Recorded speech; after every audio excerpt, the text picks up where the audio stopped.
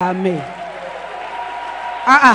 Pour papa, vous êtes levé. Pour maman, vous avez peur de vous lever. Pourquoi?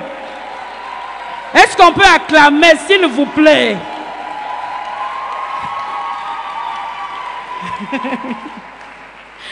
Merci, papa. Merci. Nous sommes dans la joie de vous accueillir ce soir. Votre micro est là. Vous avez pris le micro? Ah, d'accord. Merci. Bonsoir à tout le monde. Je voudrais, avant de partager la parole de Dieu, inviter mon épouse qui va venir à la fois vous saluer, puis elle va aussi prier pour la parole.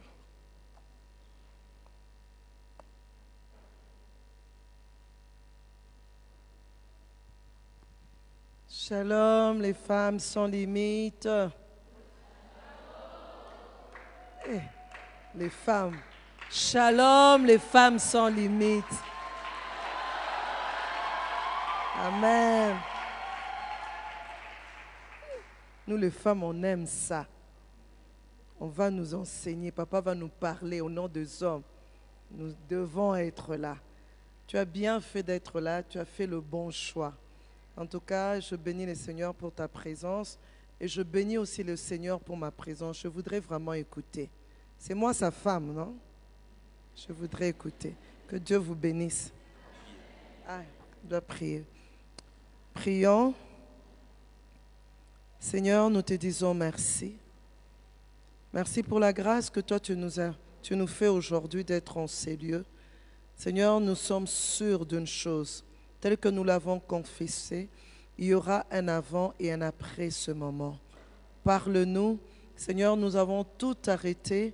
À nos corps défendants, nous sommes venus jusqu'en ces lieux, Seigneur, pour t'écouter, parce que nous avons besoin de toi. Nous reconnaissons, Éternel, que sans toi, nous ne sommes rien. Cher Saint-Esprit, viens et glorifie Jésus-Christ. Utilise ton serviteur comme un simple instrument au nom de Jésus. Amen.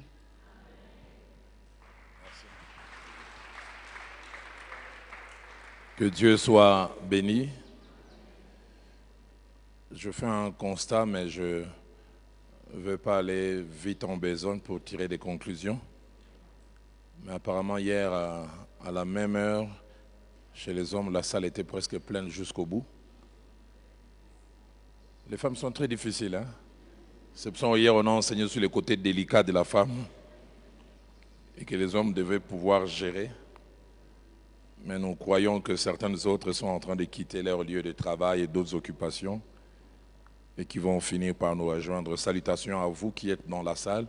Salutations à vous qui nous suivez aussi au travers de tous ces moyens et ces nombreuses possibilités technologiques qui nous sont accordées aujourd'hui. Alors j'aimerais nous inviter rapidement à aller dans les Saintes Écritures et nous lisons 3 passages d'entrée. Le premier passage est tiré du livre d'Esther, au chapitre 1er. Et ma lecture va aller du verset 10 au verset 12. Esther, chapitre 1, du verset 10 au verset 12. Le 7e jour, comme le cœur du roi était réjoui par les vins, il ordonna à Mehuman, Bista, Arbona, Bigta, Abagta, Zétar et Carcas, les 7 eunuques qui servaient devant le roi Assuérus, d'amener en sa présence la reine Vasti, avec la couronne royale pour montrer sa beauté au peuple et aux grands, car elle était belle de figure. Mais la reine Vasti refusa de venir, car elle reçut par les eunuques l'ordre du roi, et le roi fut très irrité, il fut enflammé de colère. Lisons Proverbes au chapitre 21, et nous lirons 2 versets, les versets 9, puis les versets 19.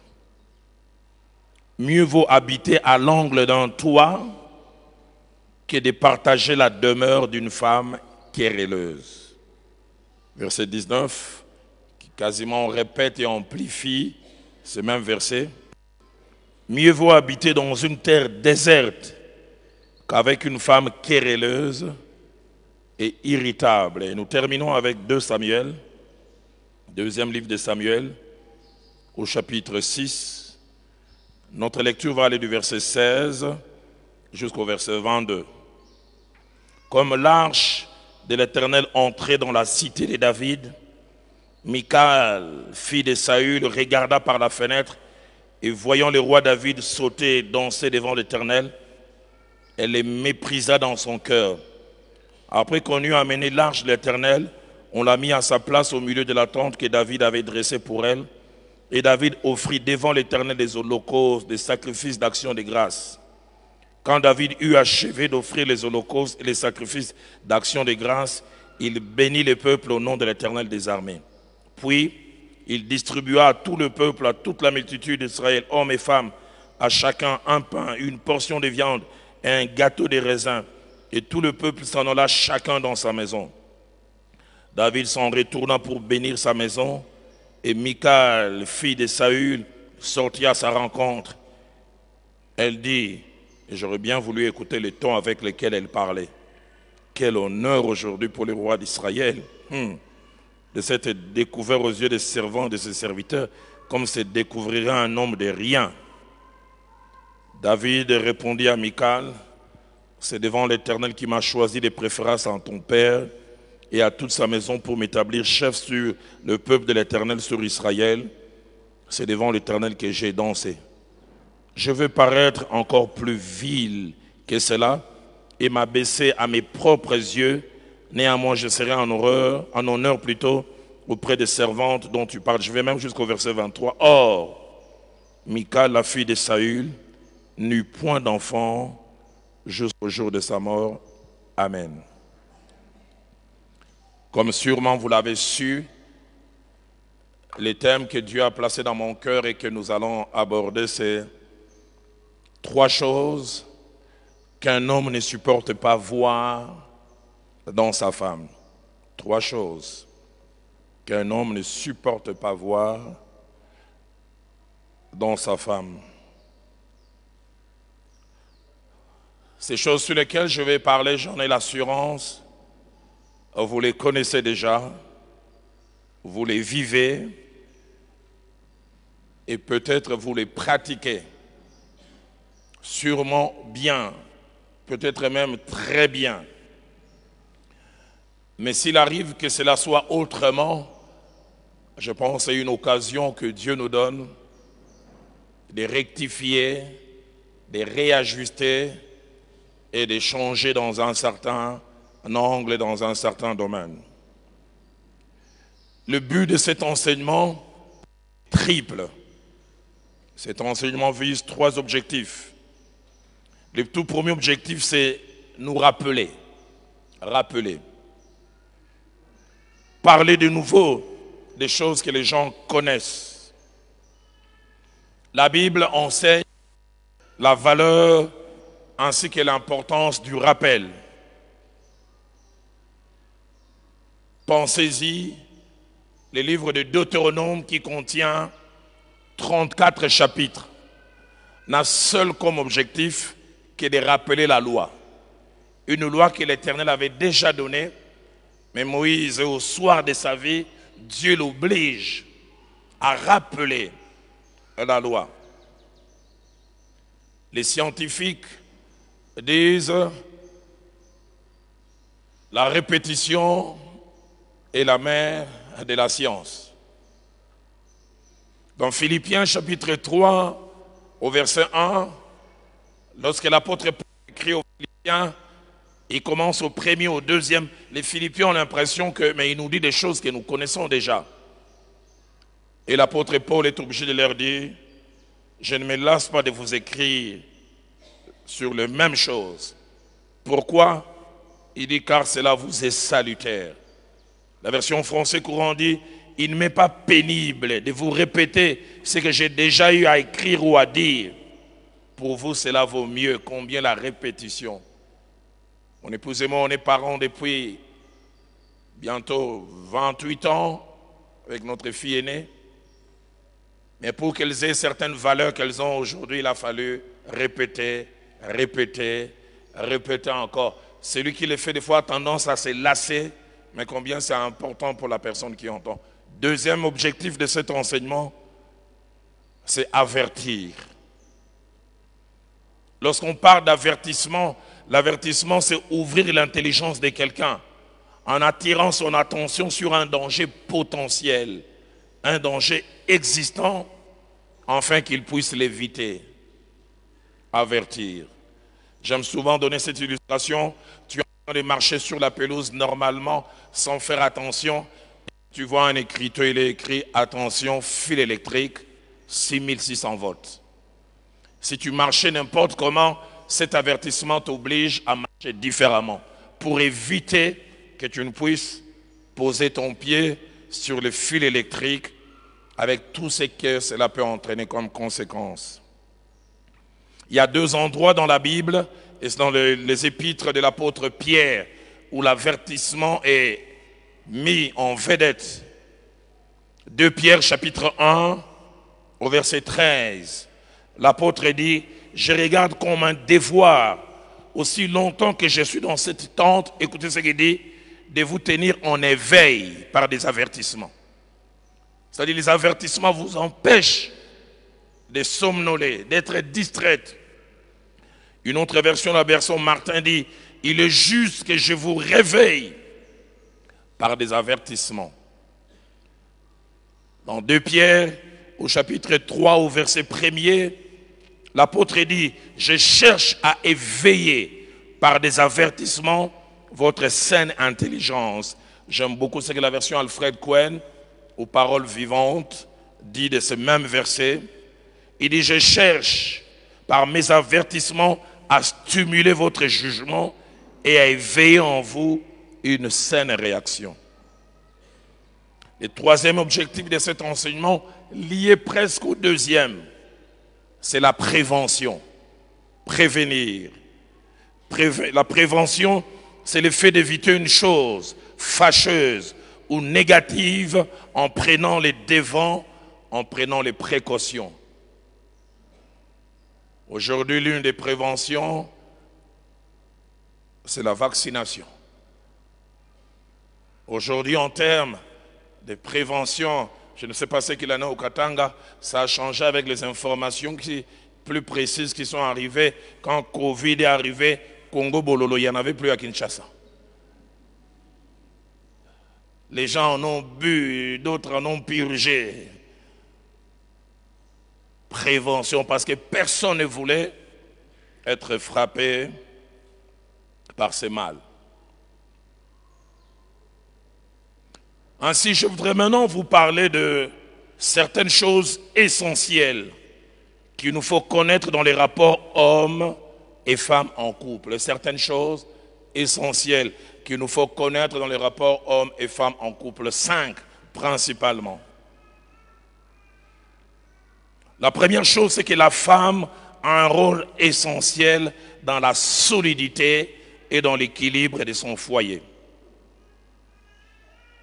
Pour qu'un foyer soit solide, pour qu'un foyer soit équilibré, la femme a un rôle, mais un rôle essentiel. Le sage le dit dans Proverbe au chapitre 14, au verset 1er, un passage que nous connaissons. Il dit, la femme sage, elle bâtit sa maison. Qu'est-ce que la femme sage? La sagesse dont il est question, c'est quelqu'un qui a des connaissances, mais qui les pratique. La femme sage, celle qui a des connaissances, non seulement connaît, mais pratique les choses qu'elle connaît. Il ne suffit pas de connaître. Si tout ce que je suis en train de dire va simplement rester dans vos calepins, dans vos blocs-notes, et ne pas se transformer en style de vie, j'aurais gaspillé mon temps. La femme sage, celle qui connaît et pratique, la Bible dit, elle bâtit sa maison. D'autres versions disent, elle maintient sa maison. Et la Bible continue, et la femme insensée la renverse de ses propres mains. J'en parlerai vers la conclusion. Est-ce que quand elle renverse, elle est toujours consciente? Non. Elle peut renverser inconsciemment, mais elle renverse quand même. Deuxième chose que je voudrais dire aux femmes dans leur relation avec leur homme, dans les couples,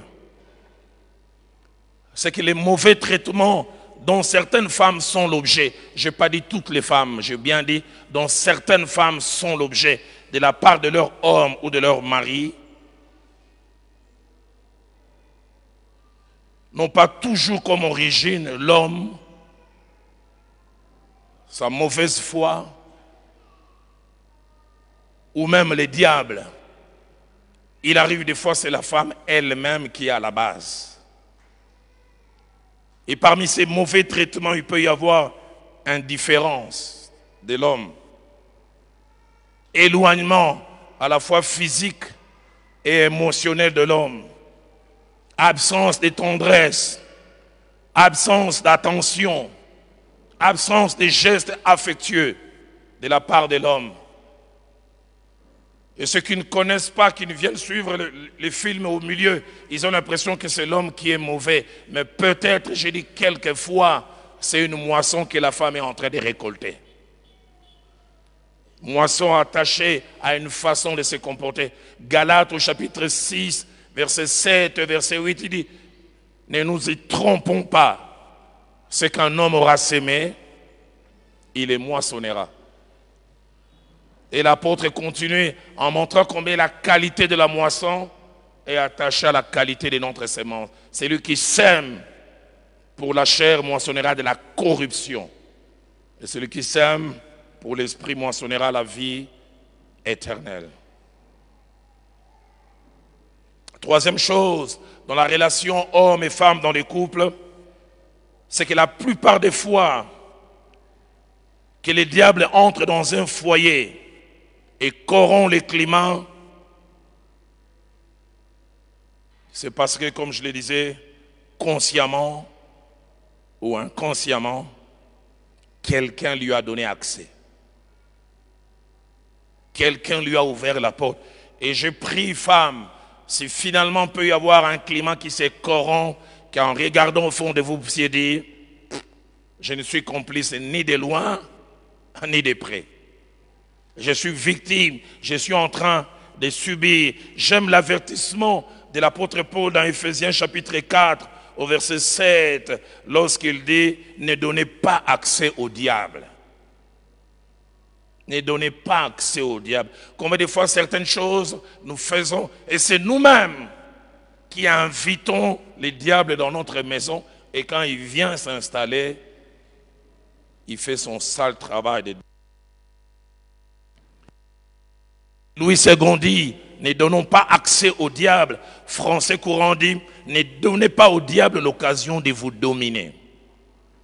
Une autre version dit, ne lui ouvrez pas la porte pour qu'il entre.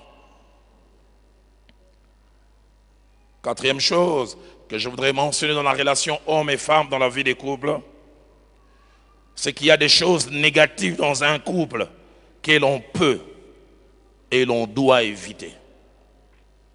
Que l'on peut, on en a le pouvoir, et même que l'on doit, c'est presque comme un devoir de les éviter. Et quand je parle comme ça, je veux dire que cela ne dépend pas toujours de l'autre, mais cela dépend de nous. Dans Romains chapitre 12, au verset 18, écoutez ce que l'apôtre dit. Il dit, s'il est possible, autant que cela dépend de vous, soyons en paix avec tout le monde.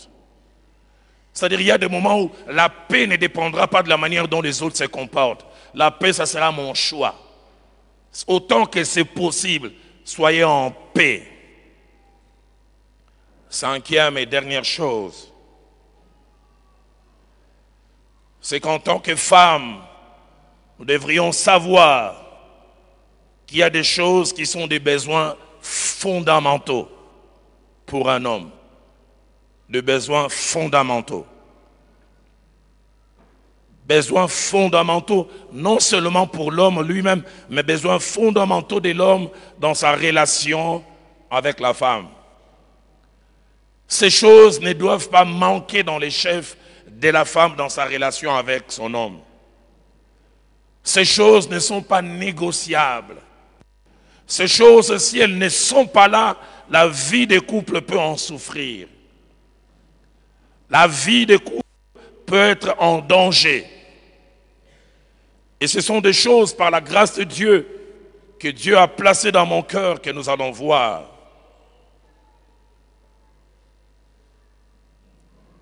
Et parmi ces choses, il y a des choses qu'un homme ne supporte pas de voir la présence. Dans Proverbe chapitre 6, au verset 16, les sages, j'aime beaucoup les figures de style qu'il utilise. Il dit l'Éternel hait ou n'aime pas 6 choses, mais il y en a 7 qu'il en a en horreur. Ces choses sont au nombre de 13. 6, il n'aime pas, mais il peut les supporter. Mais 7, il en a en horreur. La version Martin dit 6 que l'Éternel n'aime pas, mais 7 qu'il a en abomination. La version français courant dit 6 qu'il déteste et 7 qu'il ne supporte absolument pas. Moi-même, je suis un homme dans le mariage, 57 ans de vie, 29 ans de vie de couple au octobre prochain et 30 ans l'année prochaine. Dans le ministère depuis plus de 33 ans. Dans le ministère pastoral, ça fait bientôt 31 années. Et ce sont des choses que je connais en lisant la parole de Dieu, en l'étudiant, moi-même dans la vie des couples, mais dans les échanges avec les hommes. Il y a des choses qu'un homme ne supporte pas. Il peut supporter une femme qui oublie, mais il y a des choses qu'il ne supporterait pas. Il peut supporter une femme peut-être désordonnée, mais il y a des choses qu'il ne supporterait pas.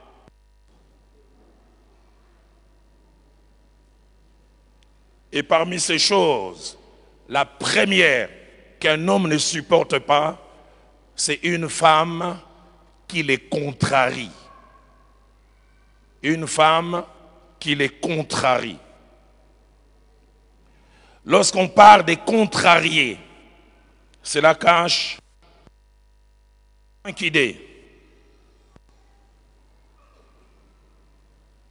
Pardonnez-moi, 3 idées plutôt. Lorsqu'on parle des contrariés, cela cache 3 idées. La première, c'est s'opposer à quelqu'un, à ses opinions, à sa façon de faire et à sa façon d'être, mais en public dans le but de l'abaisser.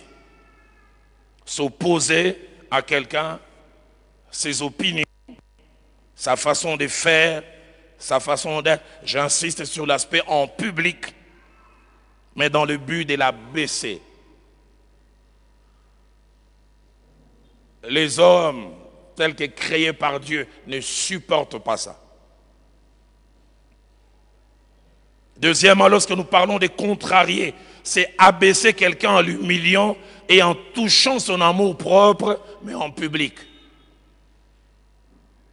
Abaisser quelqu'un en l'humiliant et en touchant son amour propre, mais en public. Et les hommes,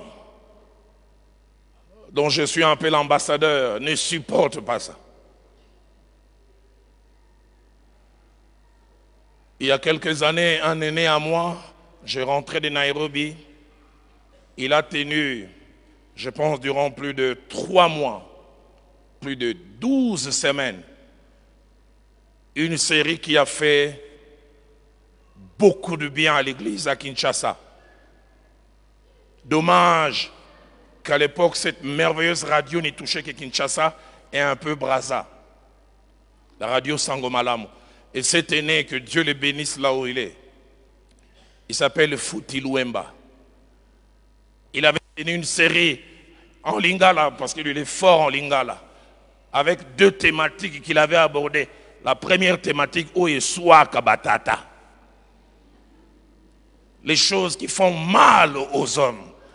Et ça fait beaucoup de bien à la ville. Et puis après, il a tenu la deuxième partie au Yesua Kabamama. Des genres d'enseignements pratiques dont l'Église a besoin. Troisièmement, lorsque nous parlons des contrariés, c'est causer à quelqu'un du mécontentement, de la honte, mais en public, en s'opposant à lui de la mauvaise manière. Causer à quelqu'un du mécontentement et de la honte en public, en s'opposant à lui de la mauvaise manière. Femmes, je voudrais vous rappeler ces 6 petites vérités concernant l'homme. La première vérité, c'est que dans l'ordre que Dieu a établi, Dieu a fait de l'homme et l'a placé comme étant le chef dans les foyers.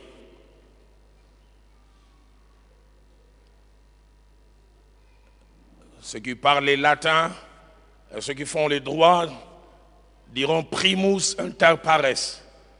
Le premier d'entre nous. Nous tous, on peut être de la même corporation, mais on lui donne un ascendant. 1 Corinthiens chapitre 11, verset 3. Je veux que vous sachiez que Christ est le chef de tout homme et que l'homme est le chef de la femme. Éphésiens chapitre 5 au verset 23 les rappelle, car le mari est le chef de la femme.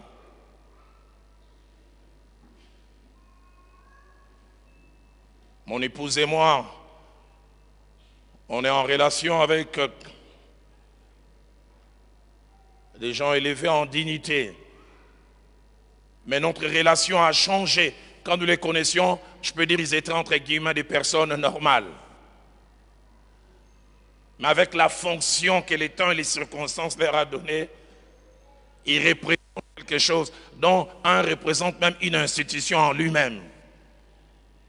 Et j'ai vu comment j'ai été obligé d'adapter mon langage, mon comportement. Pourquoi? À cause de ce qu'il représente. Et dans la pensée de Dieu, l'homme est le chef. Avoir cela en tête. Deuxième chose, dans les ordres donnés aux conjoints, les deux, l'homme et la femme, Dieu n'a pas demandé aux deux conjoints de faire la même chose, parce qu'il savait que le besoin chez l'un et chez l'autre sont différents. Chapitre 5, verset 22, puis verset 24 à 25. Aux hommes, il dira au verset 25, Marie, aimez vos femmes comme Christ a aimé l'Église. Et j'en ai parlé hier aux hommes, je peux même dire, j'ai martelé. J'ai insisté comment l'amour ne se limitait pas à I love you. J'ai montré que l'amour, c'est aussi la patience vis-à-vis de l'autre. Ne pas toujours tenir rigueur. Mais ça, c'est à l'homme. Dieu dit aime. Mais quand Dieu se retourne vers la femme, il dit femme, soyez soumises à vos maris. Et puis il ajoute comme au Seigneur. Et puis il va plus loin et dit, or de même que l'Église est soumise à Christ, les femmes aussi doivent l'être à leur mari. Et la Bible ajoute toutes choses.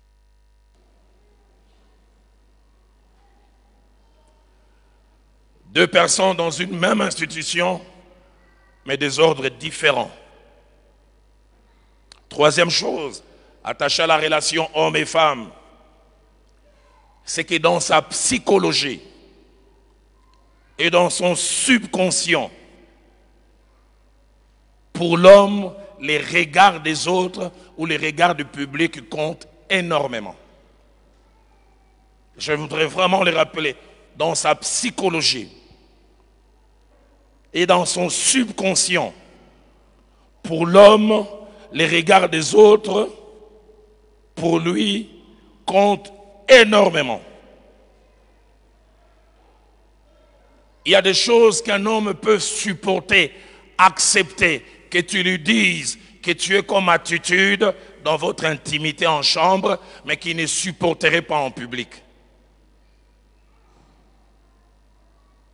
Parce que dans son subconscient, tel que Dieu l'a créé,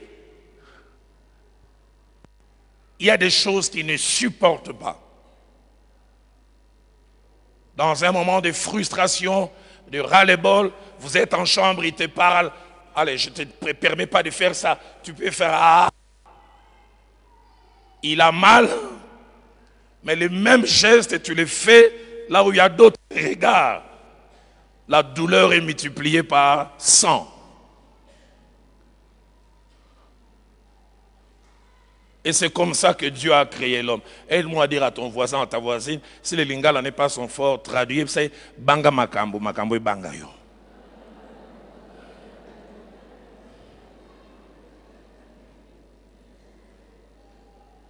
Les regards du public comptent énormément. Quatrième chose que je voudrais dire aux femmes dans leur relation avec les hommes. Femmes, malgré la crainte de Dieu de l'homme et malgré son amour pour Dieu, il est dangereux d'amener un homme à un point de non-retour. Il est dangereux d'amener un homme à un point de non-retour. Malgré sa crainte de Dieu, malgré son amour pour Dieu. L'un des endroits les plus sûrs et les meilleurs pour un homme, c'est chez lui à la maison. Mais quand un homme commence à vivre certaines choses, surtout de celles qui étaient censées lui apporter du bonheur, cet homme a tendance à vouloir traîner dehors. Et dehors n'est pas le meilleur endroit pour laisser un homme. J'aimerais que vous sachiez, comme au Parlement, vous avez beaucoup de suppléantes prêtes à vous remplacer. Prêtes à prendre votre place.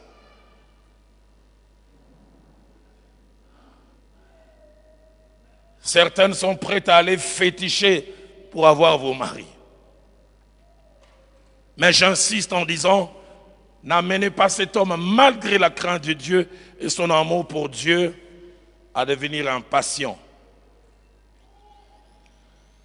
J'aime beaucoup dans Marc chapitre 5, au verset 20, cet homme qu'on appelle le fou de Gadara.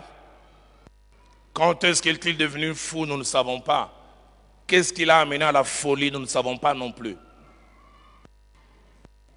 Sûrement qu'il avait de la famille, femmes et enfants, qui ont eu à les manquer à cause de son état. Mais dès l'instant où Christ l'a délivré et guéri, alors qu'il voulait s'attacher à Christ, j'aime la réponse que Jésus lui dit, il dit, va dans ta maison. C'est l'endroit le meilleur pour toi. Jésus lui dit, ils t'ont manqué depuis longtemps. Retourne, va jouer ton rôle. Retourne, va occuper ta place. Femmes, gardez vos maris à la maison. Un homme me disait un jour, ma femme me met tellement mal à l'aise que chez moi désormais je joue deux rôles, réfectoire et dortoir. Je reviens simplement pour manger et pour dormir. Et même pour ne pas affronter la deuxième chose que je mentionnerai tout à l'heure, je m'arrange à rentrer le plus tard possible. Cinquième et dernière chose, c'est que l'un des états les plus pitoyables dans un couple, c'est lorsque le mari commence à rester avec sa femme seulement à cause du Seigneur.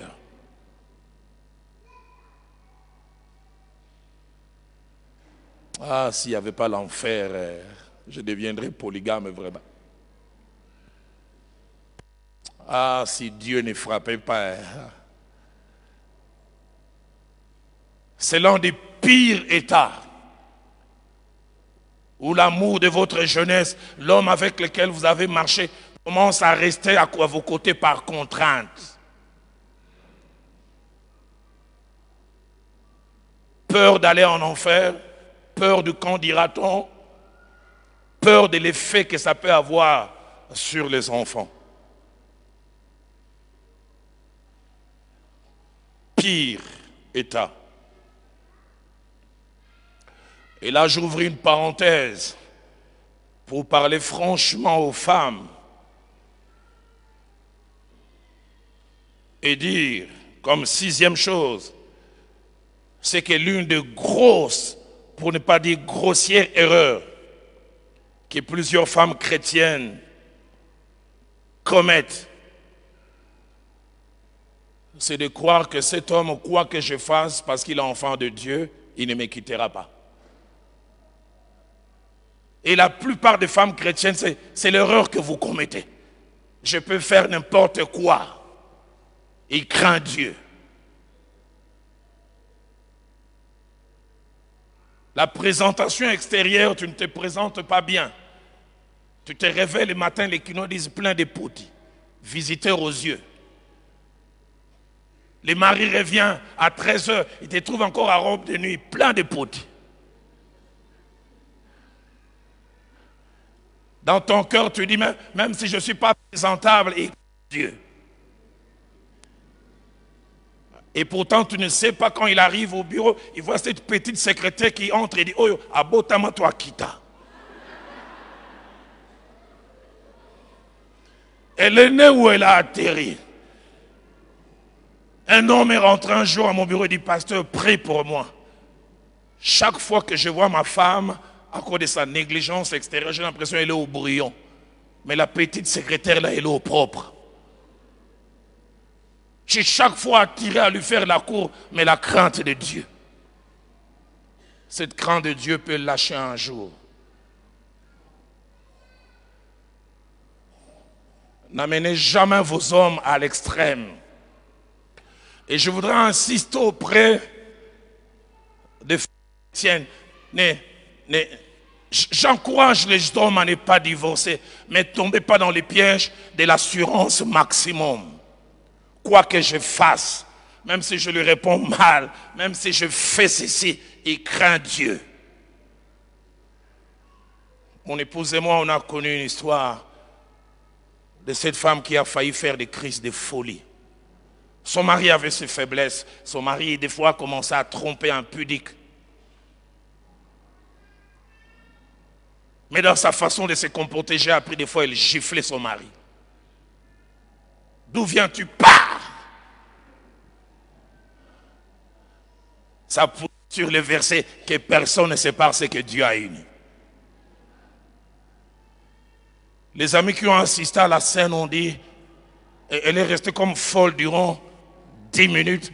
Les jours où le mari a fait réunir la famille, tout chrétien, enfant de Dieu, il a dit, je vous ai réunis pour vous dire, on divorce. La femme a d'abord rigolé. Elle ne croyait pas de ses yeux.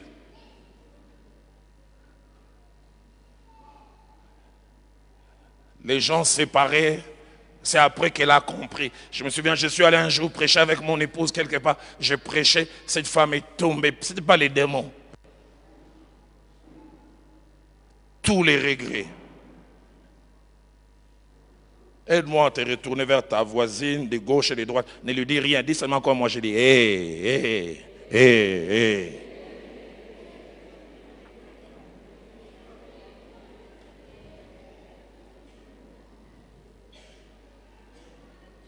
À cause de cette certitude, il ne divorcera jamais. Certaines femmes se permettent tout, sont capables de toutes sortes de laisser aller. Mais la Bible dit, et c'est le livre des Proverbes, Ecclésiaste plutôt qui en parle, Ecclésiaste 7 au verset 7 dit, l'oppression rend insensé même les sages. Une autre version dit, quand la souffrance est extrême, les sages perdent sa sagesse. Un homme que vous amenez à l'extrême, un jour cette sagesse va partir. Vous l'amènerez à prendre des décisions qu'il n'aurait pas dû prendre. Il dira en lingala,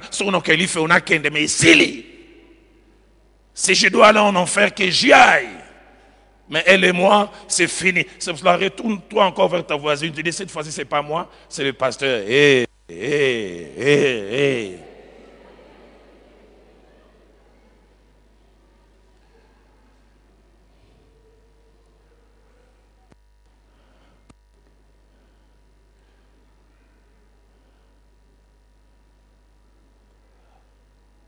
Septième chose que je voudrais dire, c'est que si les respects, c'est-à-dire les témoignages de considération envers l'autre est appelé à se manifester, ça doit se manifester en parole, en acte et en conduite. Les respects étant besoin de deux conjoints, mais la Bible amplifie l'aspect respect de la femme vis-à-vis de l'homme. Ephésiens 5 au verset 13, l'apôtre Paul dit au reste que chacun de vous aime sa femme, mais puis il ajoute que la femme respecte. Si Louis II parle presque d'une suggestion, la version Parole de vie parle d'un ordre. La femme doit respecter son mari. La version King James parle d'honorer avec égard. La version Martin parle de révérer, presque à un culte. Femme, ignorer ces points, les négliger et ne pas tenir compte de cela, c'est courir un danger.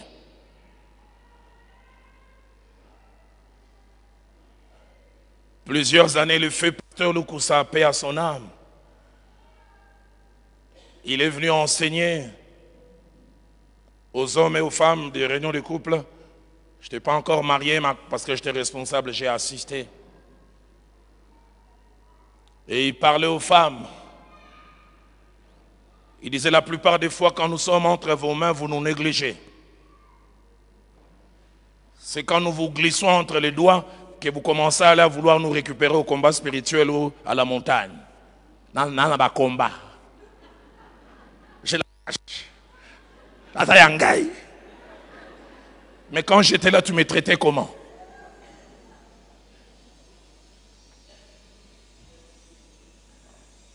Les textes d'Esther,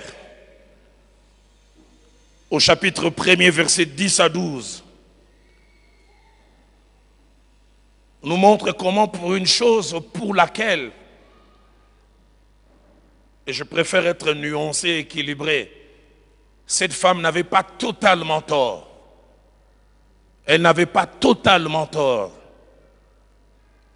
La reine Vasti, mais pour cette chose, elle a perdu sa position de reine. Simplement parce qu'elle a contrarié son mari.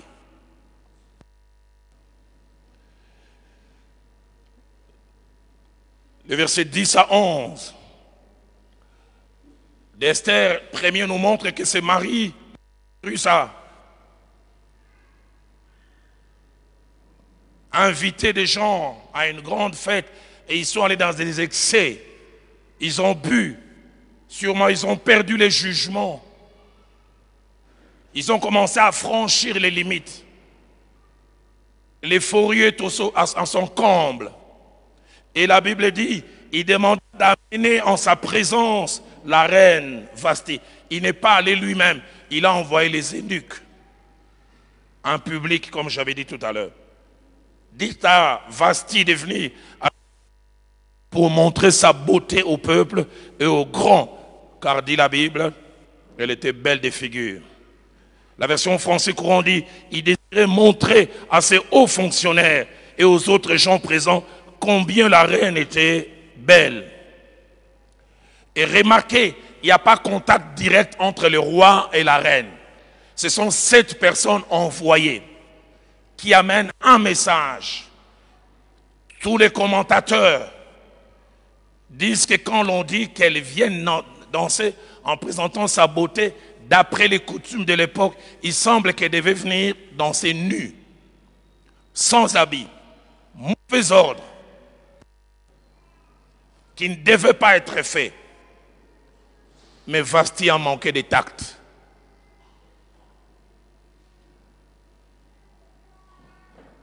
La Bible dit, elle a répondu durement aux envoyés. Je ne viens pas. Elle avait raison de ne pas aller. Sa beauté, sa nudité, c'était pour son mari, pas pour tout le monde. Mais si elle avait de la sagesse, elle aurait pu dire, dites au roi, j'ai écouté l'ordre, est-ce qu'il peut venir? Est-ce qu'il peut venir? Et quand il viendrait dans l'intimité, non, ce que tu me demandes, non, chérie. Mais Vasti, au lieu de faire ça, bokende koyeb, c'est na koyate. Ngai.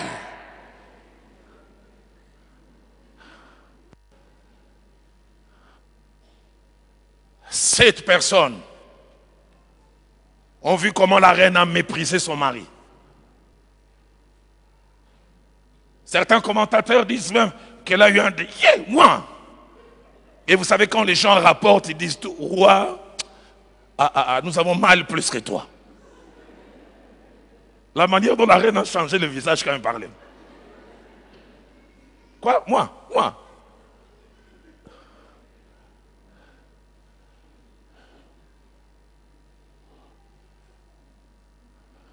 Le problème n'est pas dans le fait de ne pas obéir. Le problème, c'est les canaux par lesquels elle est passée pour transmettre l'information. Cette personne qui sont sous l'autorité du roi, qui se rendent compte que sa femme ne les respecte pas. Sa femme ne les considère pas. La contrariété. Le verset 12 dit, mais la reine Vasti refusa de venir quand elle reçut des eunuques l'ordre du roi. La version d'Arbi dit, elle refusa de venir à la parole du roi transmise par les eunuques. Lisez la suite. Est-ce que le roi Cyrus a dit gloire au Seigneur? Toute chose concourt de ceux qui aiment Dieu. Ma Bible à moi dit, le roi fut très irrité et il fut enflammé de colère. Et le verset 19 montre la décision finale. Vasti ne paraîtra plus devant les rois et le roi donnera la dignité des reines à quelqu'un d'autre qui soit meilleur. Meilleur. En termes de vertu, Vasti était la meilleure parce qu'elle ne voulait pas présenter sa dignité. Mais en termes de sagesse, Chijengu. Zéro. Libungu Tulu.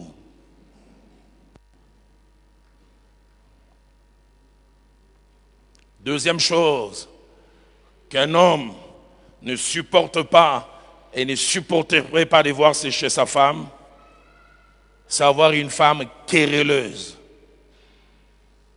Une femme querelleuse.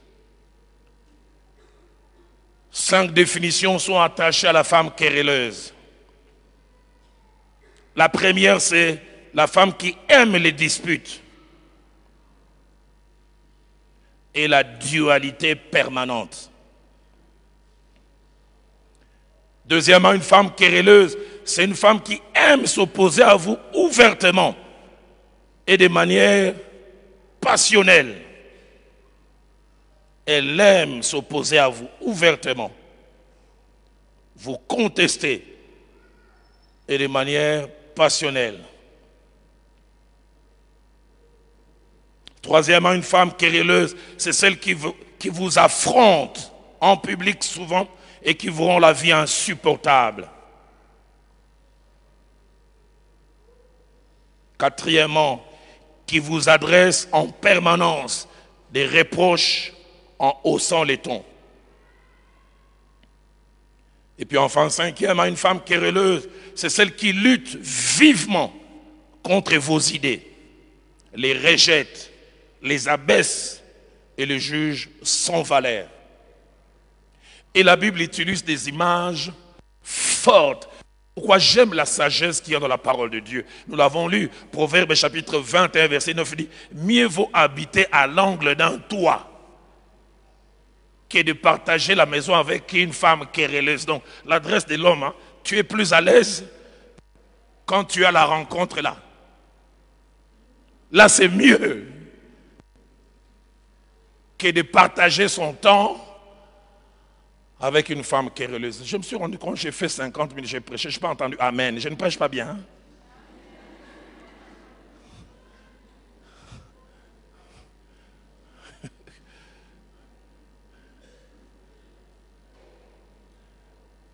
La version de parole de vie dit, vaut mieux habiter dehors que loger avec une femme qui aime des disputes. Je disais aux hommes hier, il y a quelques années, une femme est venue accuser son mari, elle avait un œil gonflé de bleu. Il dit, pasteur, appelle mon mari, il est plus boxeur que celui qui apporte des caresses. Et j'ai dit aux frères, j'ai donné des conseils. Les frères, quand j'ai parlé, ne faisaient que bouger les jambes. Et ils regardaient en l'air comme Mouzé Kabila dans Outenika. Quand je lui ai donné la parole, je n'ai jamais oublié les deux réactions. Il dit, pasteur, j'apprends des réputations et tout le monde me dit que tu es doux. Mais même toi, si on te donnait cette femme, tu vas la tabasser. Et il ne s'arrête pas là, il dit, même Jésus, s'il avait épousé ma femme, il tabasserait. Et le monsieur finit de parler. Écoutez la femme. Et le mari dit, pasteur, au monde est quoi? Tu vois ces choses. Moi-même, j'ai regardé, j'ai dit, cet homme n'a pas tellement tort.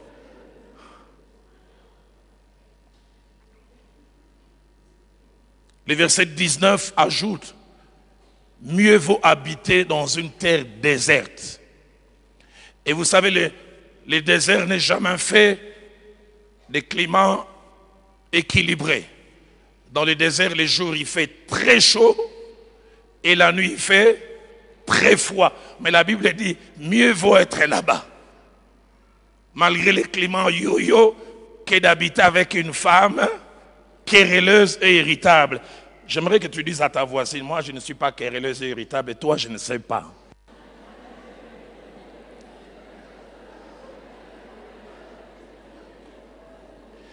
Il y a une, j'ai vu, qui n'a même pas parlé parce qu'elle connaît son état. C'est pourquoi j'ai fait déjà la délivrance à distance. Esprit de querelle, sors de cette femme. Ah, j'entends dans mon esprit que ton esprit de querelle parle swahili. Toka parler, ouais.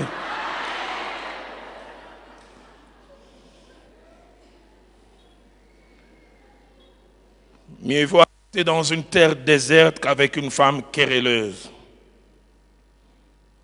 Si la femme querelleuse a plusieurs caractéristiques, il y en a 6 qui reviennent régulièrement. J'entends une femme qui dit dans son cœur, j'aurais pas dû venir à cette réunion, j'ai envie de sortir. Tu ne sors pas. Que mon Dieu mette la colle sur ta chaise. Les 6 caractéristiques de la femme querelleuse, la première, tendance à toujours hausser les tons et à parler sur un ton élevé. Et là, j'aimerais dire, femme, tu ne dois pas toujours être jugée partie. Cette femme dont je parlais, dont le mari disait que même si elle épousait Jésus, Jésus la taperait. Le mari disait, pasteur, il ne fait que crier sur moi. J'ai dit, maman, elle dit, pasteur, est-ce qu'il y a un. J'ai dit, Moussou, donc, même en répondant, elle criait. Mais elle ne se rend pas compte. C'est pourquoi je dis en matière de ton, ne sois pas jugé parti. C'est pourquoi tout à l'heure à la fin, je vous donnerai un devoir. J'espère que vous allez le faire. En rentrant, dites à votre mari, chérie, est-ce que je te parle bien? Il va te regarder. Ah, tu veux vraiment que je parle?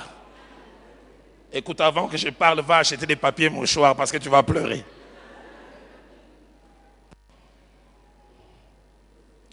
Deuxième tendance de la femme querelleuse. Tendance à vouloir toujours avoir raison et avoir les derniers mots. Il y a des femmes, on dirait ça leur coûte finalement d'abdiquer, dire bon, je laisse. Elle veut toujours avoir les derniers mots. Toujours. Et surtout quand elle a beaucoup étudié. Je vais te montrer en 8 points que ton argumentation ne tient pas. Et dans le premier point, il y a 4 sous-points.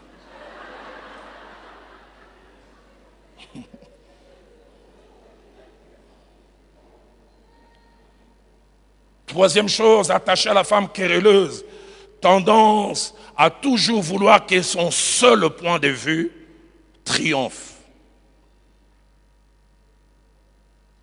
Que son seul point de vue triomphe.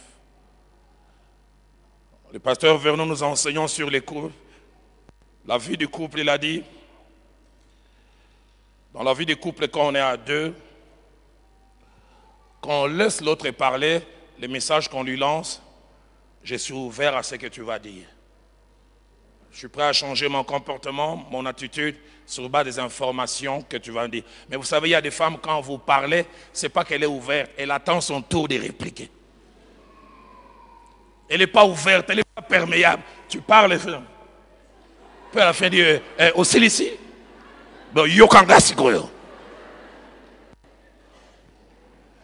tendance à toujours vouloir que son seul point de vue triomphe. Quatrième caractéristique de la femme querelleuse, elle a difficile à accepter la contradiction ou un point de vue différent de son point de vue. Madame a raison.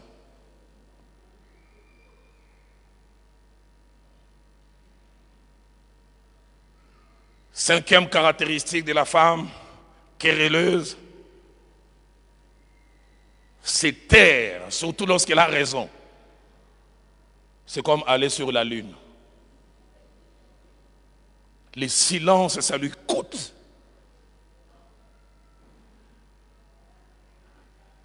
Mais quelques années dans la vie des couples, j'ai appris quelquefois, j'ai raison, mais je me tais. J'aime quand l'apôtre Paul parlant aux Corinthiens, il dit, pourquoi ne souffrirez-vous pas quelquefois l'injustice? J'aime beaucoup les récits de Salomon avec deux femmes ayant 2 enfants. Un enfant vivant, l'autre est mort et chacune réclamant l'enfant vivant et le mien. L'enfant qui n'est pas vivant, c'est alors. La femme qui avait l'enfant vivant, elle était prête à perdre son enfant, pourvu que l'enfant soit gardé vivant. C'est taire.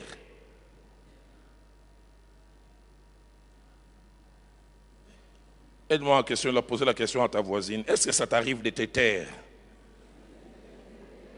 J'entends une qui répond, oui, seulement quand je dors.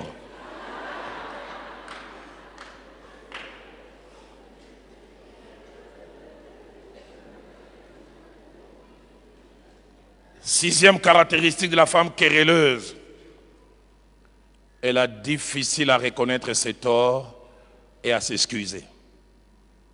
Difficile à reconnaître ses torts et à s'excuser. Elle peut être spirituelle, elle peut chasser des démons. Vous qui êtes ici, vous chantez à l'église, vous êtes à la chorale, Dieu vous a donné une voix merveilleuse, vous êtes à l'intercession, vous voyez des sorciers, je vois 4 sorciers qui ont laissé la sorcellerie dehors sur 2 arbres, un sur un baobab. La dernière fois que vous avez dit à votre mari, chérie, pardonne-moi, j'avais eu tort, c'est quand? Chérie, pardonne-moi, je n'aurais pas dû hausser les tons.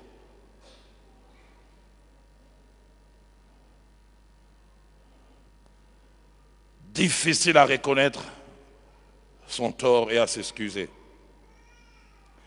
Je me dire un certain nombre de choses qui vont m'amener à la troisième des choses que l'homme ne supporte pas. Et Dieu m'a mis à cœur qu'à la fin on prendrait une dizaine de minutes simplement dans la prière.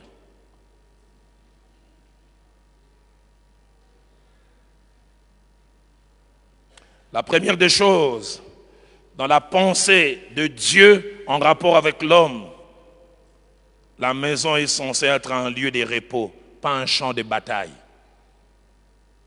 Un lieu de repos, pas un champ de bataille.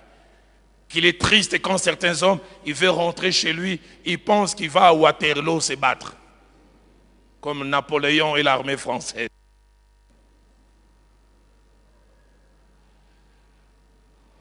Deuxièmement, les querelles répétées fatiguent exaspère et décourage. Querelle répétée. Troisièmement, les querelles répétées éloignent les conjoints d'abord émotionnellement et puis physiquement. Ça l'éloigne d'abord émotionnellement et physiquement. Tu viendras nous voir, pasteur, tu cherches un entretien. Pasteur, prie pour moi, j'ai des combats, il ne me touche plus. J'aimerais te dire, est-ce que tu es touchable? Je préfère dire comme les Quinois, touchamables. Ta bouche l'éloigne.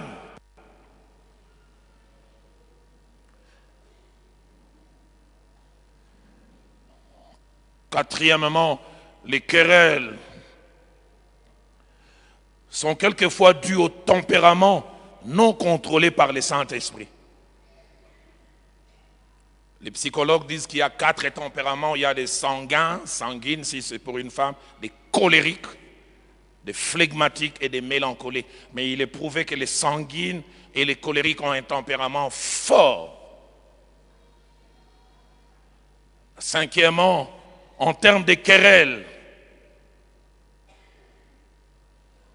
il arrive le plus souvent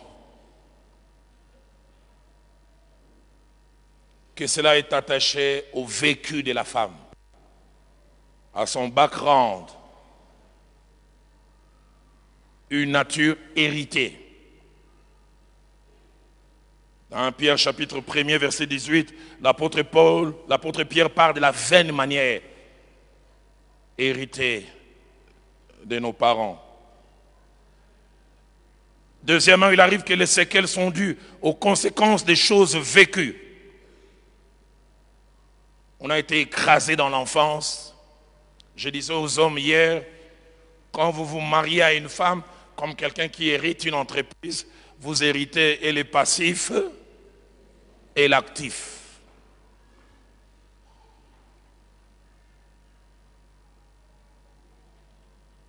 Troisièmement, les querelles sont dues aux frustrations, insatisfactions et problèmes non réglés.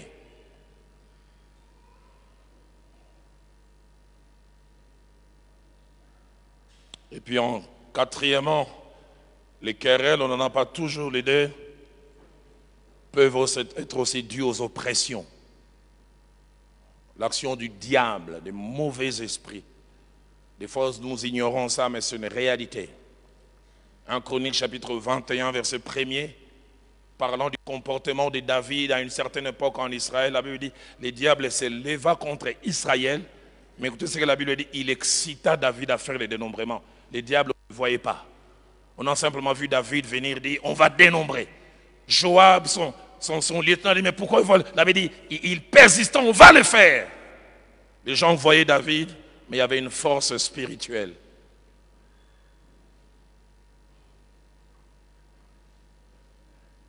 Avant-dernière chose à dire concernant les querelles, c'est que l'absence de querelles peut être une grande richesse pour les couples. Proverbe 17, verset 1er dit, mieux vaut un morceau de pain sec avec la paix qu'une maison pleine de viande mais avec des querelles. Comme pour dire, la paix elle-même, c'est une richesse qui vaut mieux que la viande.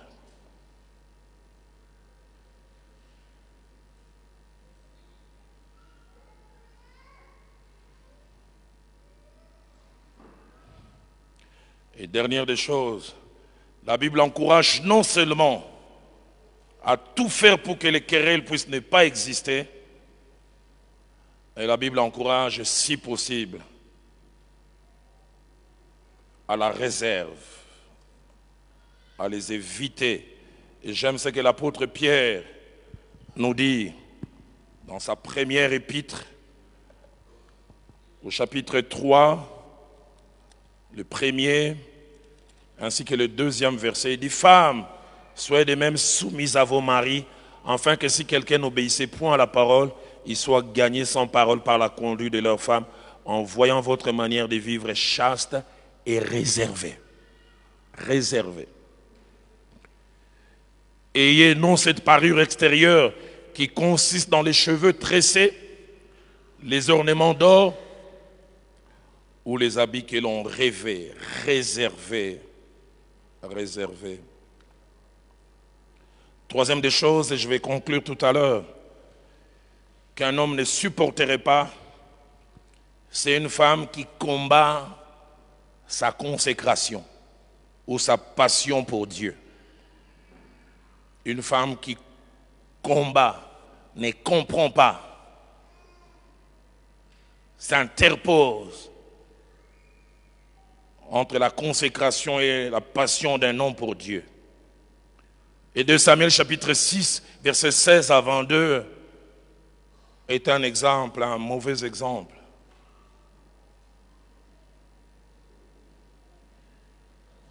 Quand on voit la façon dont Michal réagit à la façon dont David montre sa passion et sa consécration pour Dieu, on se demande d'où est venu ce couple. C'est comme si c'est un couple où l'eau et l'huile ont été mélangés.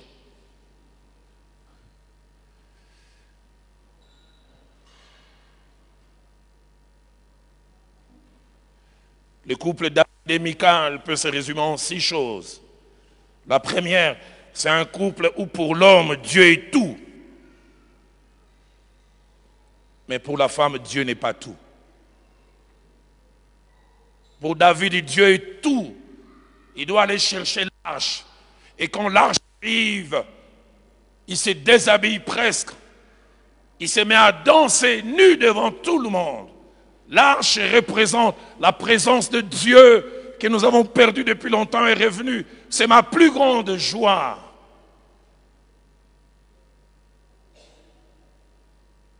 Deuxièmement, le couple Michal et David, c'est le couple où pour l'homme, il est prêt à tout pour son Dieu, mais il a en face une femme qui calcule pour Dieu. Une femme à la consécration parcimonieuse.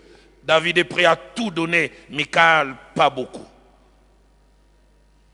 Quand David danse, Michal est prêt à se moquer. Mais pourquoi tu fais de telles choses? Troisièmement, le couple Michal et David, c'est un couple pour l'homme. Les regards des hommes ne comptent pas, seul le regard de Dieu compte. Mais pour Michal, Dieu, je n'ai pas beaucoup à faire. Les quand dira-t-on comptent beaucoup. Quatrièmement, le couple Michal et David. C'est un couple où la femme, au lieu de stimuler l'homme à l'attachement pour Dieu, le décourage. Et cinquièmement, le couple Michal et David, c'est le couple où, à cause de l'attachement à Dieu, l'un, l'homme, et de l'absence de l'attachement de l'autre, la femme, l'insolence et même la méchanceté s'invitent. David danse, quand il rentre, Michal la regarde avec dédain. Tu t'es abaissé comme ça. Et des querelles s'invitent. David, choqué aussi, n'a pas sa langue dans sa poche. Il dit, je n'ai même pas encore dansé. Ça, c'était l'entraînement. Et sixièmement, le couple Michal et David, c'est un couple où l'un, David, a une histoire avec Dieu et l'autre, Michal, n'a pas d'histoire avec Dieu. Quand David danse, Michal est choqué. David lui dit, je sais pourquoi je danse. Je danse pour celui qui m'a choisi au détriment de ton père. Moi, j'ai toujours été un berger. Je dois à ce Dieu tout ce que je suis devenu. L'histoire que j'ai avec lui m'oblige à être expressif. Qu'il est terrible d'être dans un couple où vous n'avez pas la même histoire. J'ai connu un couple quand il venait chez nous à Philadelphie, à Kinshasa. L'homme est extraverti. La louange commence. La femme gênée. Lui, il a une histoire. Il a grandi dans les quartiers périphériques. C'est à cause de Dieu qu'il s'est habillé. C'est à cause de Dieu qu'il a eu des bourses pour aller en Europe. C'est à cause de Dieu qu'il peut. Alors devant ces dieux, il ne sait jamais s'arrêter. J'aime souvent dire, quand vous voyez quelqu'un d'expressif, c'est que cette personne a une histoire avec Dieu. Les gens sans histoire sont introvertis.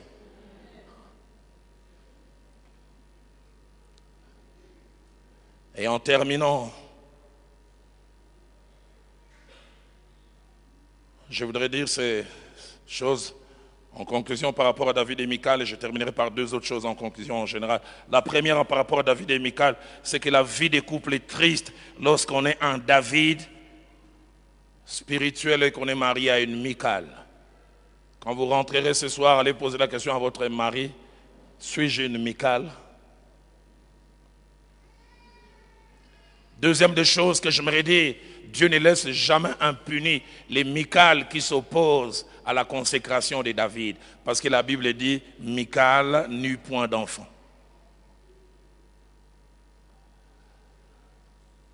Ton mari est touché, il veut faire un don à l'église.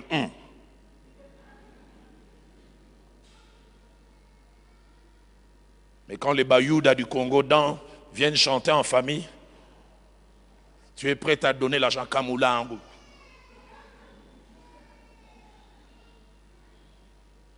Troisièmement, parmi les raisons qui amènent les Michal à agir comme elles le font, il y a souvent l'absence des révélations et le peu de vécu avec Dieu. Quatrièmement, sans les savoir, et des fois en étant inconsciente, les Michal peuvent pousser les David à regarder ailleurs. Et l'histoire montre qu'après cet incident, David est devenu froid avec Michal jusqu'à ce qu'il ait eu Bathsheba. Certains expliquent même ce qui a fait que David regarde vers Bathsheba, c'est parce qu'avec Michal à la maison, ça n'allait pas. Excuse, non, mais explication. Cinquièmement, le Dieu de la Bible change et peut changer des Michal. Et c'est pourquoi je prie que si vous êtes une Michal, que mon Dieu vous change ce soir. Enfin, que vous soyez celle qui encourage votre mari à la spiritualité. Et en terminant, alors que j'invite les musiciens à venir, on prendra une dizaine de minutes simplement dans la prière. Je voudrais dire une seule chose.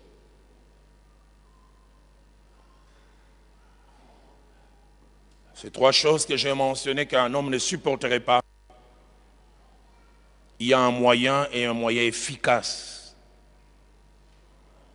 pour l'éviter. Et ce moyen efficace, c'est l'évaluation. Et l'évaluation peut se faire de deux manières. La première manière,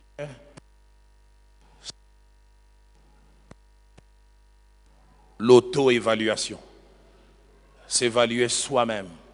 Et nous, dans notre auto-évaluation, Dieu, au travers de son esprit, est un acteur.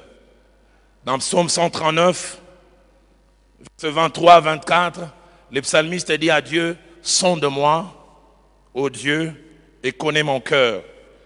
Éprouve-moi et connais mes pensées. Vois si je suis sur une mauvaise voie et ramène-moi vers la voie de l'éternité. Combien ces check-up, cette évaluation sont d'une grande importance. Sous d'autres cieux, les personnes responsables font toujours un check-up chaque 6 mois. Tu te promènes comme ça, tu as l'impression que tout va bien. On tire un peu de sang, cholestérol, le taux de sucre, mais tu ne sens rien. Que mon Dieu vous aide à faire un check-up spirituel ce soir. Écoutez ce qu'il dit, sonde-moi et connais mon cœur. Et puis il ajoute, voici, je suis sur une mauvaise voie. Et il ajoute, ramène-moi vers la voie de l'éternité. Je prie que durant les 10 minutes, que chacune se met devant Dieu. Seigneur, par ton serviteur, tu nous as parlé. Des femmes qui contrarient, des femmes querelleuses, des Michal qui n'encouragent pas. Suis-je dans l'une ou l'autre de ces choses? Et je sais que Dieu peut vous parler. L'auto-évaluation. Mais la deuxième évaluation, c'est pourquoi je vous ai donné ça comme devoir. C'est votre entourage immédiat. C'est pourquoi je vous donne comme devoir en quittant ici, quand vous arriverez à la maison, ne mangez pas encore. Sinon d'abord mangez, parce que sinon l'entretien d'après risque de vous faire manquer d'appétit. Mangez d'abord, puis dites à votre homme, chérie, on nous a enseigné ça. J'aime beaucoup. Dans Matthieu chapitre 16 au verset 15, Jésus pose la question à ses disciples, qui dit-on que je suis? Il donne plusieurs réponses et puis il leur dit, et vous, qui dites-vous que je suis? Je prie que ce soir, que quelqu'un rentre en disant à son mari, chérie, je suis une femme qui contrarie. Chérie, je suis une femme querelleuse.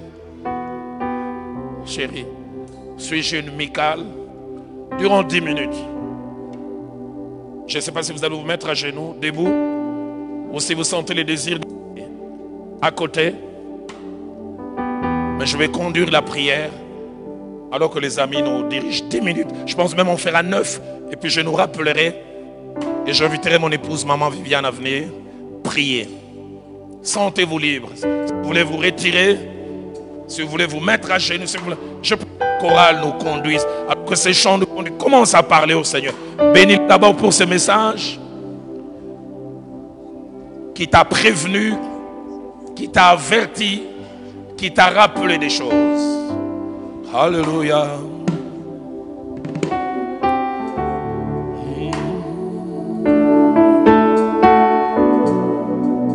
Je vais tout abandonner.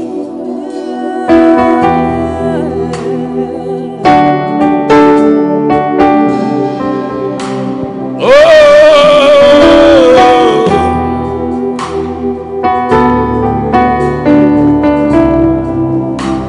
Où fuirai-je loin de toi? Attire-moi à toi. Ne me laisse pas. Ne me laisse pas.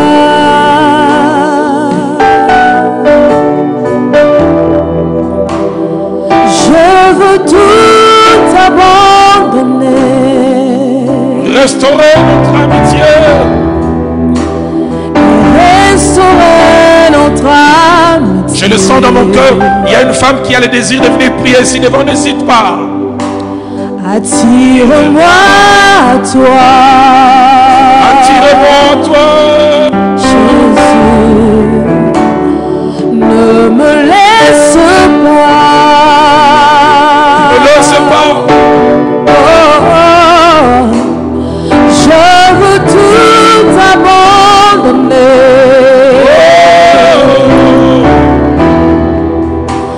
Et restaurer notre amitié. Tu es mon désir le seul. Tu es mon désir. Et je ne veux que toi et toi seul.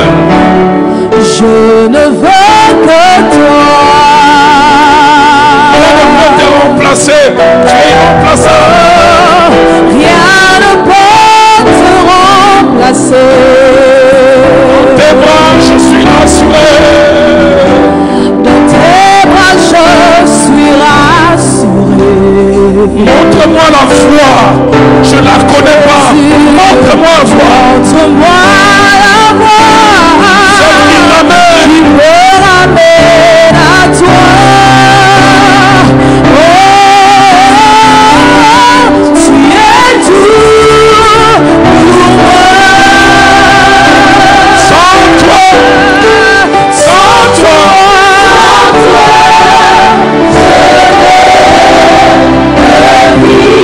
Tu es tout pour moi.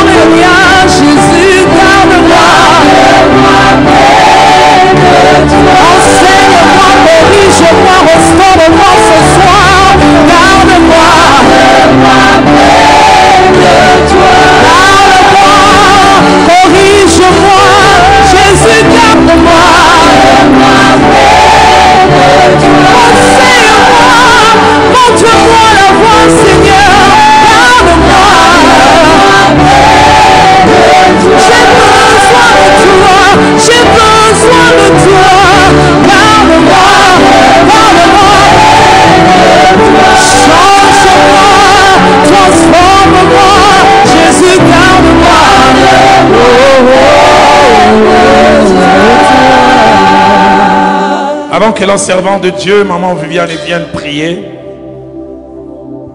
ce passage de 1 Samuel 10 monte dans mon cœur. Quand Samuel a dit à Saül, l'Esprit te saisira et tu seras changé en un autre homme. L'Esprit te saisira, il y aura un métanoïa. Il y aura une transformation. Et c'est merveilleux quand il dit maman, dès dans mon cœur, on va les chanter. Et à la fin, je vais céder le micro à maman Viviane qui va prier. Parce que je sens dans mon cœur, alors qu'on sera en train de les chanter, l'Esprit de Dieu va descendre, il va saisir. Quand il descend, l'atmosphère change. Lorsqu'il descend, il y a transfert entre ciel et terre. Saül, l'Esprit te saisira. Tu seras changé. La querelleuse deviendra la douce. Celle qui contrarie sera réservée. L'amicale deviendra spirituelle. Quand il descend, tout s'arrête. Il y a transfert Entre ciel et terre. entre ciel et terre. Seigneur, qu'il y ait transfert ce soir. Que les célestes viennent remplacer les terrestres. Il y a transfert Entre ciel et terre. entre ciel. Quand il descend, oui, tout s'arrête. Il y a transfert Entre ciel et terre. quand il descend, l'atmosphère change.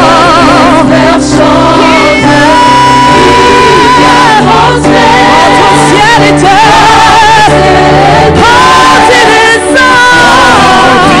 descend, oui, tout s'arrête. Il y a transfert ce soir. Quand il descend, l'atmosphère de ta maison change. L'atmosphère de ton couple change. Alléluia. Entre ciel et terre. Oh oui, quand il descend, oui, le trouble s'arrête. Il y a transfert entre ciel et terre. Quand il descend, l'atmosphère de ta maison change. L'atmosphère de ton couple change. Il y a transfert. Le Saint-Esprit est là. Il est là. Pour changer. Il est là pour restaurer. Le Saint-Esprit est là pour te toucher. Il est là pour secouer. Il est là pour restaurer. Voici ce qui arrive. Les maladies sont prises. Alléluia. Alléluia.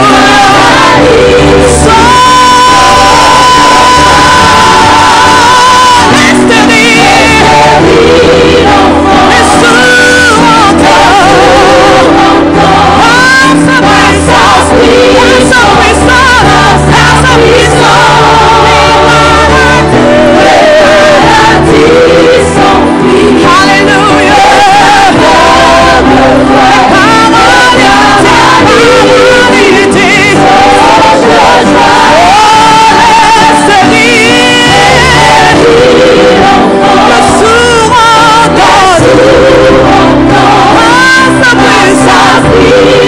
Alléluia.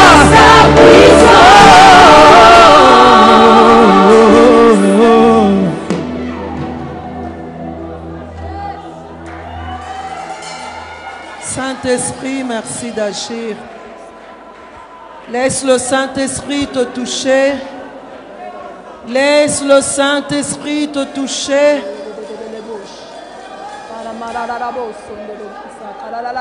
Laisse le Saint-Esprit te toucher. Agir en toi. Laisse le Saint-Esprit agir en toi.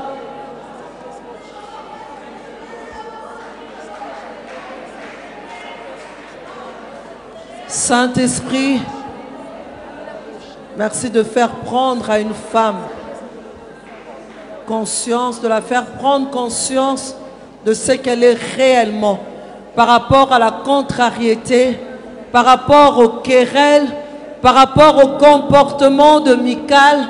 Saint-Esprit, merci de faire prendre conscience à une femme en ce lieu ce qu'elle est réellement. Plusieurs fois, nous avons une fausse image de nous-mêmes.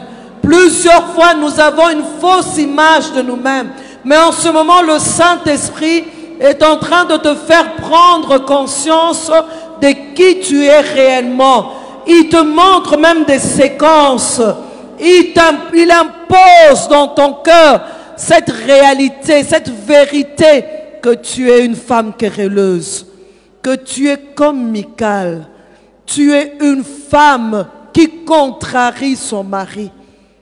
Alors, réagis à cela. C'est tellement fort en moi. Vraiment, le Saint-Esprit est en train de faire discerner à plusieurs ce qu'elles sont réellement. Des femmes querelleuses, des femmes qui contrarient leur mari, des femmes qui se comportent comme Michal, qui empêchent à l'homme de croître spirituellement, qui empêche à l'homme de s'attacher à son Dieu, qui empêche à l'homme de servir Dieu comme il se doit. Commence par demander pardon. Dis Seigneur, pardonne-moi. Seigneur, je prends conscience de qui je suis, je contrarie. Seigneur, je prends conscience de qui je suis querelleuse, une femme querelleuse. Seigneur, je réalise à quel point que je suis un frein pour mon mari par rapport à sa croissance spirituelle, par rapport à sa marche spirituelle. Seigneur, pardonne-moi. Pardonne-moi. Pardonne-moi. Il y a une qui entend même la voix de son mari lui dire, lui faire des remarques par rapport à ces choses. Demande pardon. Demande pardon, le Dieu Tout-Puissant est là. Le Dieu qui a suscité cette réunion pour toi, pour que les choses changent. Quelque chose est sur le point d'arriver, quelque chose de meilleur. Mais cette chose meilleure ne peut pas arriver tant qu'il y a ces trois choses en toi qui empêchent l'épanouissement de ton couple, qui empêchent l'évolution de ton mari, qui empêchent même ta propre évolution. Saint-Esprit, merci pour ta présence palpable. Merci, cher Saint-Esprit, pour ce que tu fais dans le cœur de plusieurs. Oh, merci, cher Saint-Esprit. Merci, cher Saint-Esprit. Demande aussi au Saint-Esprit, rends-moi capable. Saint-Esprit, rends-moi capable. Rends-moi capable. C'est possible. C'est vraiment possible. Rends-moi capable, Esprit de Dieu vivant. Plusieurs fois j'ai essayé, mais je n'arrive pas. Saint-Esprit, rends-moi capable. Je continue à compter sur toi.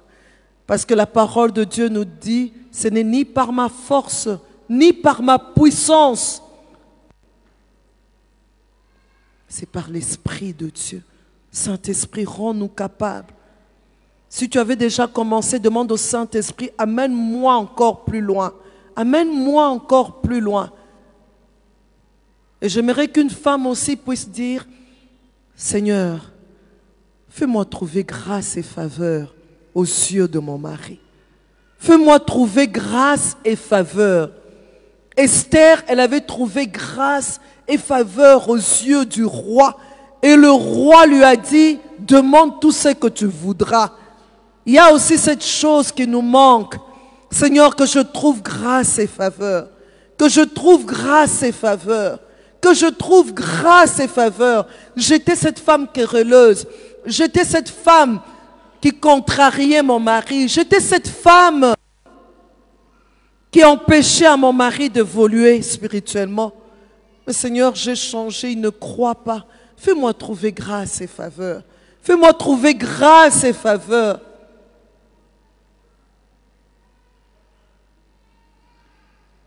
Je voudrais que là où tu es, que tu te lèves, avec les deux mains levées, je veux prier pour toi. Avec toi et pour toi. Si ta santé le permet, lève-toi et lève tes deux mains. Sois vraiment concentré dans la présence de Dieu. Il est là, il a parlé parce qu'il veut changer les choses. Il a parlé parce qu'il veut que ça devienne autrement. Il a parlé parce qu'il ne veut plus que le diable te garde prisonnière. Seigneur, merci pour cette parole puissante. Dans le calme, tu nous as parlé. Ton esprit nous a convaincus du péché, de la justice et du jugement. Seigneur, nous le croyons, que tout s'arrête maintenant. Que ces choses qui nous poussaient à contrarier nos maris, que ces choses qui nous poussaient à être de querelleuses, que ces choses qui nous poussaient à arrêter la marche spirituelle s'arrêtent maintenant. Seigneur, tu es celui qui nous a créés. Tu es celui qui nous a créés. Nous croyons en toi. Tu es le Créateur. Seigneur, merci de transformer nos caractères. Une haute opinion de nous-mêmes que nous avons qui nous empêche d'être des femmes soumises, des femmes respectueuses. Seigneur, merci de transformer nos caractères. Le caractère détruit notre marche avec le Seigneur. Le caractère détruit nos vies de couple. Le caractère détruit le ministère. Seigneur, certains traits de nos caractères, je veux dire. Seigneur, merci de transformer nos caractères. Seigneur, ces côtés qui nous empêchent d'être des sources de bénédiction, d'être des femmes telles que toi tu le veux. Toi qui as institué le mariage. Seigneur, merci de changer cela. Nous le déclarons. J'aimerais que tu répètes après moi, femme. Seigneur, je te dis merci pour cette parole. Je la reçois. Et je dis amen à cette parole. À partir d'aujourd'hui, plus rien ne sera comme avant. Je le déclare. Satan, tu es un menteur. Tu n'es pas mon créateur. Je suis la créature du Dieu Tout-Puissant. Capable au changement. Capable au changement. Et je le déclare encore. Plus rien ne sera comme avant. Je sortirai de ce lieu une personne différente. Pas plus querelleuse. Plus cette femme qui contrarie. Plus cette femme qui empêche l'évolution de la marche chrétienne de mon mari. Si tu es une jeune fille, répète après moi. Si tu es une jeune fille, répète après moi. Seigneur Jésus, merci pour la grâce que tu me fais d'entendre ces choses avant que je ne puisse me marier. Seigneur, merci parce que par ton esprit, tu continueras à forger mon caractère. Je serai cette femme qui ne va pas contrarier son mari. Je serai cette femme qui ne sera pas querelleuse. Je serai cette femme qui servira au progrès spirituel de mon mari. Je ne serai pas une Michal. Au nom de... Que Dieu nous bénisse.